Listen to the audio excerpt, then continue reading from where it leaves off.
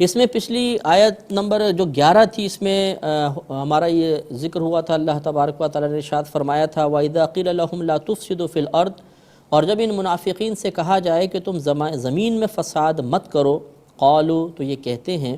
انما نحن مصلحون، کہ ہم تو محض اصلاح کرنے والے ہیں،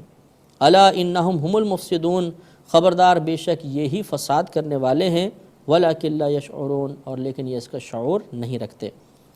اس سے یہ معلوم ہوا کہ کہنے والے صحابہ کرام تھے جو کہا کرتے تھے کہ تم زمین میں فساد نہ کرو، اسلام کے خلاف کارروائی نہ کرو، اسلام کی جڑیں کاٹنے کی کوشش نہ کرو۔ تو اس سے یہ معلوم ہوا کہ صحابہ کرام علیہم الرضوان یہ بات جانتے تھے کہ یہ منافقین ہیں، یہ دل سے اسلام کو قبول نہیں کر رہے، لیکن چونکہ ان کے نفاق کا اعلانیہ طور پر ابھی اللہ تعالیٰ کی طرف سے کوئی ذکر نہیں ہوا تھا، ان کے نشاندہی ان کی نہیں کی گئی تھی، لہٰذا ان کے ساتھ معاملہ بالکل مسلمانوں والا ہی کیا جاتا تھا۔ وہ مسلمانوں کے ساتھ یا کہ نمازیں پڑھتے تھے، ان کے ساتھ ہی دیگر معاملات ہوا کرتے تھے۔ پھر بس جب بعد میں اللہ تبارک و تعالیٰ نے ان سے جدا ہونے کا حکم ارشاد فرمایا تو پھر ان کو ذلت کے ساتھ مسلمانوں کے پاس سے نکلنا پڑا تھا، جس کا آگے تذکرہ آئے گا۔ اس آیت میں جو ہم نے پچھلی مرتبہ بھی عرض کی تھی، ایک بات مزید قابل توجہ ہے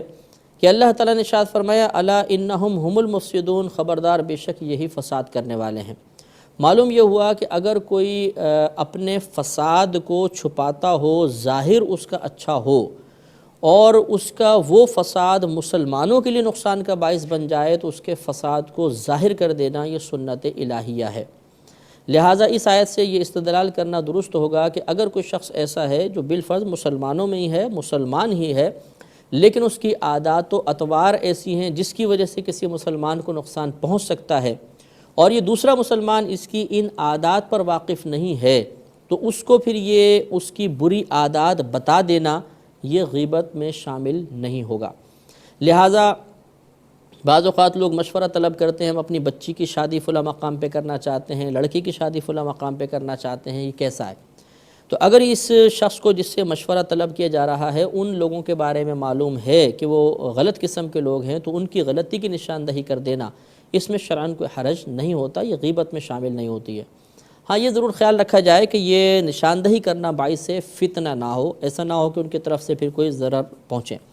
اسی طریقے سے اگر کوئی دکاندار ہے وہ لوگوں کو دھوکہ دیتا ہے، کم تولتا ہے، ملاوٹ والی اشیاء فروخت کرتا ہے، تو اس کی اس برائی کو ظاہر کر دینے میں حرج نہیں ہوتا۔ اسی طریقے سے اگر کوئی جانور مثلاً بیچ رہا ہے، قربانی کے جانور وغیرہ ہوتے ہیں اور عیب ناک جانور ہے،